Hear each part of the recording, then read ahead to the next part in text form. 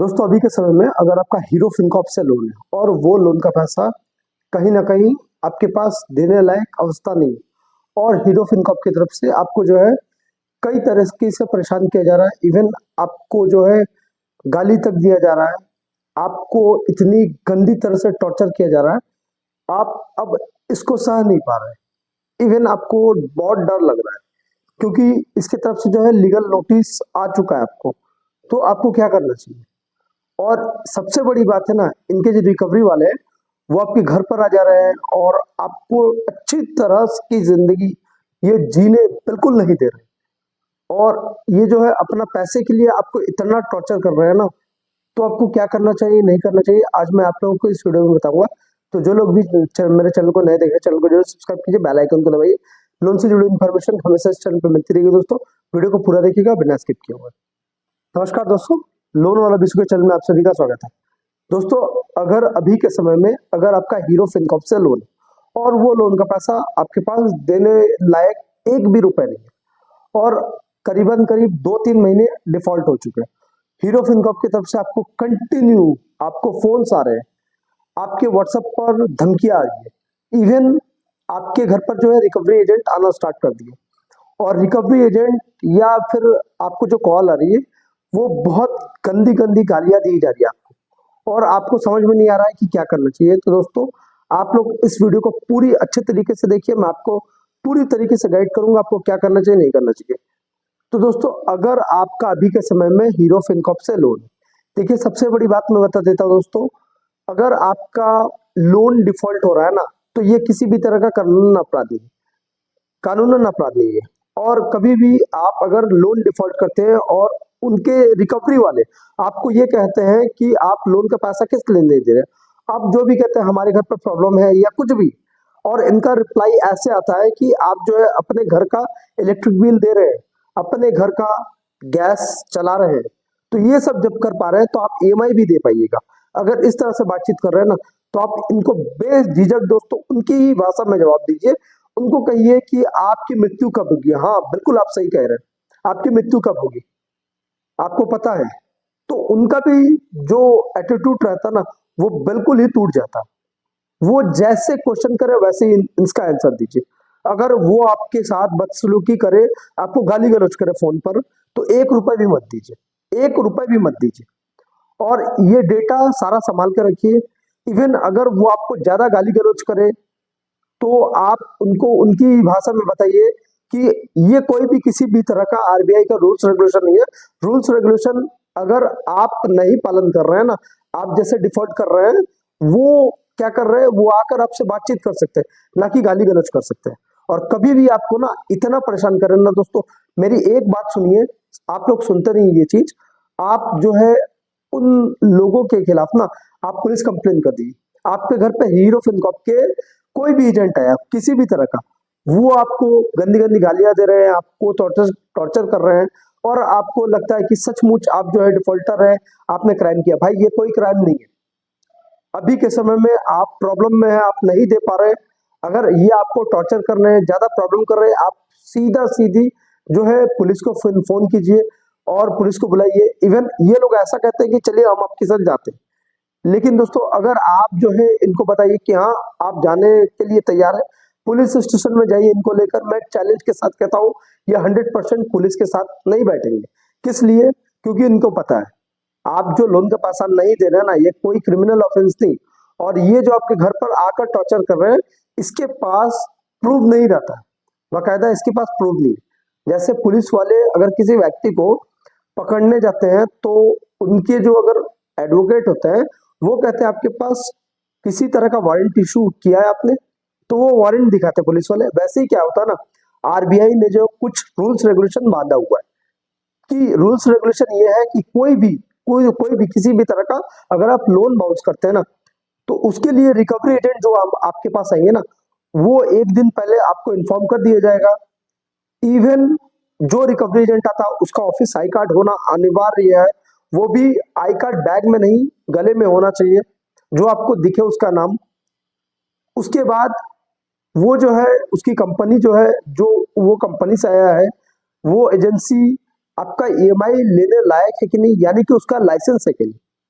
Licence ना होने पर आप एक भी रुपए देते हैं तो वो रुपए आपकी जो है चोट हो जाने की, मतलब वो जो रुपए है ना, वो मतलब कंपनी के पास ना जाकर ये पैसे खा लेने की संभावना 99.9% रहती है। तो इसके लिए चाहिए लाइसेंस।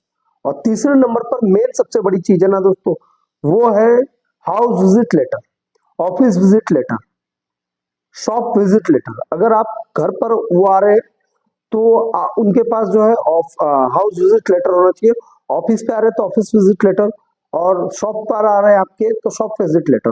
ये चीज होना, ये तीन चीज होना बिल्कुल उनके पास जरूरी है। अगर नहीं होता है तो उनको कहिए आप पूरे कायदे कानून से आइए। इवन वो अगर इसमें बदसलूकी करते हैं ना, तो आप एक वीडियो बनाइए, वीडियो बनाकर उनको बोलिए कि आप जो मेरे घर पर आए हैं, आप आरबीआई के रूल्स रेगुलेशन पूरी तरीके से फॉलो करके आए हैं। उसके बाद वो बताइए कि आपके पास आई कार्ड किधर है। आपका आई कार्ड अगर वो नहीं दिखाते, वो मोबाइल पे दिखाते, तो बिल्कुल बताइए कि आई कार्ड जो है ना, वो गले में लगाने की चीज है, गले में रखने की चीज है, जिससे मुझे पता लगे कि मेरे घर पर कौन सा व्यक्ति आ रहा है, उसका नाम क्या है, उसका डेजिग्नेशन क्या है, वो कौन से एनबीएफसी के लिए आया है मेरे पास, ये चीज। और दूसरे नंबर पर जो है, वो कंपनी का लाइसेंस होना चाहिए, मतलब जो एजेंसी उसको भेज रही है तो वो एजेंसी का लाइसेंस होना चाहिए, क्योंकि लाइसेंस नहीं रहेगा तो पैसा आपका जो है पूरी तरीके से वेस्ट ऑफ मनी आपका हो जाएगा, अगर आप पैसा देते हैं डर के कारण। तीसरे नंबर पर जो है, वो है सबसे बड़ी चीज है office visit letter, house visit letter और शॉप विजिट लेटर। ये लेटर होना बिल्कुल आवश्यक है। नहीं है तो आप उनको बेझिझक कहिए कि हमें आपसे कोई बात नहीं करनी है, आप जो है बिल्कुल ही जा सकते हैं। आपको जिस भी तरह का प्रोसीड्योर करना है वो आप लीगली स्टेप कर सकते हैं। अगर मैं किसी भी तरह का उल्लंघन कर रहा हूँ आरबीआई का, तो मैं जो हूँ वो सिविल डिफॉल्टर बन रहा हूँ। और ये जो पैसा ना, ये आपके बाप ने नहीं दिया, सीधा सीधी आप ऐसे कहिए, ये जो पैसा ये आपके बाप ने नहीं दिया है, ये जो है मुझे जो है बैंक ने या एनबीएफसी में ने दिया है। और ये जो है किसी भी तरह का ना गाली गलौज से ना, ये पैसा रिकवर करने के लिए कोई भी कंपनी, कोई भी बैंक, कोई भी एनबीएफसी नहीं करती। इसके बेस पर अगर मेरे पास डेटा आ जाता है, अगर आपके पास ये डेटा आ जाता है और आरबीआई को आप जो है इस डेटा को साझा करते हैं, तो 100% ऐसा भी हो सकता है कि वो एनबीएफसी या वो बैंक के ऊपर अच्छा से कोई मुकदमा बैठे। इसके लिए क्या होना चाहिए दोस्तों, इसके लिए कोई भी बैंक से अगर आप लोन लेते हैं, एनबीएफसी से लोन लेते हैं, तो वो बैंक एनबीएफसी को जो प्रायर नोटिस जरूर भेजिए, जिससे कि प्रूफ लगे कि हाँ आपने जो है बैंक को अपनी परिस्थिति के बारे में बताया था या एनबीएफसी को आपने अपनी परिस्थिति के बारे में बताया था। वो उसके बाद भी ऐसा गंदा बिहेवियर कर दी, जिससे कि ये प्रूव होता है कि आपके नियत में किसी तरह का खोट नहीं था। तो ये चीज जरूर कीजिएगा दोस्तों। और कभी भी दोस्तों कोई भी रिकवरी एजेंट आता है ना दोस्तों, डर कर बात मत कीजिए। सबसे बड़ी चीज ये है ना, कोई भी रिकवरी एजेंट आता है तो वो किसी भी तरह का पुलिस वाला नहीं है। सबसे पहले नंबर पर वो किसी भी तरह का ऑफिसर नहीं है, उच्च अधिकारी नहीं है, ईडी सीबीआई का व्यक्ति नहीं है। तो ऐसा तो बिल्कुल नहीं है वो घसीटते हुए आपको ले जाएगा, ऐसा बिल्कुल नहीं है। ये आपके मन में मन गढ़ंत कहानी आ जाती है कि रिकवरी एजेंट आना मतलब आपके पास बहुत सारी मतलब परेशानी बढ़ने वाली है या ऐसा कुछ। रिकवरी एजेंट जो है वो सिर्फ और सिर्फ एजेंसी द्वारा भेजा गया एक रिकवरी एजेंट है। वो किस लिए आता है, वो अपना इंसेंटिव के लिए आता है, ना कि और कुछ। इंसेंटिव अर्न होगा सैलरी के साथ तो उसको ज्यादा पैसा मिलेगा, और इसीलिए वो क्या करता है, वो दिन में 30 बार नहीं 50 बार आपके पास आ सकता है। क्यों? क्योंकि उसको लगता है कि कहीं ना कहीं आप जो है वो पैसा दे देंगे उसको, क्योंकि आप डर के मारे उसको कह भी देते थे। तो ऐसा बिल्कुल मत कीजिए दोस्तों, फेस कीजिए। फेस करने से कुछ नहीं होता है, ये सिर्फ और सिर्फ डराने का काम करते हैं ये हीरो फिनकॉप वाले। अगर वो पुलिस की धमकी देते हैं तो जरूर 100% जो है आप पुलिस को इन्फॉर्म कीजिए, पुलिस को बुलाइए और पुलिस से बात कीजिए। देने नहीं पा रहा हूँ इनका पैसा, और कहीं ना कहीं ये हमें डिस्टर्ब कर रहे हैं, ये हमें थ्रेटनिंग दे रहे हैं। अगर जो आप लोन का पैसा नहीं दे रहे हैं ना, वो एक सिविल मैटर है, और जो आपके घर पर ये रिकवरी वाला आकर आपको डिस्टर्ब कर रहा है ये क्रिमिनल मैथड है, जिसके लिए उसको सजा हो सकती है। और ये चीज अगर कर देते हैं ना दोस्तों, तो कभी भी किसी भी तरह का रिकवरी एजेंट जो है आपके पास नहीं आएगा, क्योंकि हर रिकवरी एजेंट के साथ साथ बहुत सारे रिकवरी एजेंट टाई अप रहते हैं, और पता लग जाता है कि इस व्यक्ति के घर में जाना बिल्कुल ही पॉसिबल नहीं है। ये व्यक्ति कोई भी कुछ भी हो, छोटा सा मुद्दा भी हो ना, तो ये क्या करता है, ये पुलिस को इन्फॉर्म कर देता है। तो इसलिए दोस्तों ऐसे अगर कोई भी रिकवरी एजेंट आपको डराता धमकाता है तो उससे फेस कीजिए, ना कि छुपिए। छुपने से कुछ नहीं होता है। वो सिर्फ और सिर्फ एक इंसान है जो कि आपको उनका डराने का बिजनेस है। जैसे आप अपने काम में माहिर है ना, वैसे ही वो भी अपने काम में माहिर है। वो आपको डराते इसलिए है क्योंकि उनका इंसेंटिव बन जाता है। और उनका डराने का ये मकसद ऐसे ही नहीं होता है, ये एक तजुर्बा है। जैसे आप अपने काम में माहिर है ना, वैसे ही ये करते करते वो माहिर बन चुके हैं। तो इसका यही मोटिव होता है दोस्तों कि जितना डरा सके उतना जल्दी पैसा आ जाएगा। तो आशा करता हूँ दोस्तों हीरो फिनकॉर्प के बारे में आपको मैं अच्छी तरह समझा चुका हूँ। अगर रिकवरी एजेंट आए या, और बहुत सारे लोग ये भी कहते हैं कि सर मुझे लीगल नोटिस आया। देखिए, लीगल नोटिस आया है तो लीगल नोटिस आने का मतलब ये नहीं है कि आपको पुलिस अरेस्ट कर लेगी, बिल्कुल ही नहीं। लीगल नोटिस आया है, अगर आपका आर्बिट्रेशन का नोटिस है, ऑब्जेक्शन जरूर दीजिए।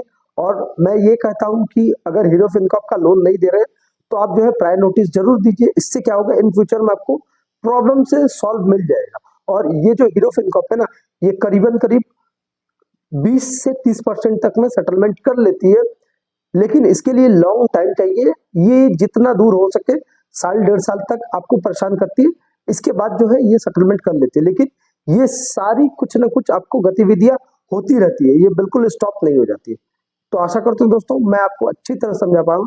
इसके अलावा भी आपको कोई भी किसी भी तरह का प्रॉब्लम है लोन रिलेटेड, तो स्क्रीन पे दिया हुआ मेरा नंबर है, इस नंबर पे आप मुझे संपर्क कीजिए, मैं आपको गाइड कर दूंगा दोस्तों।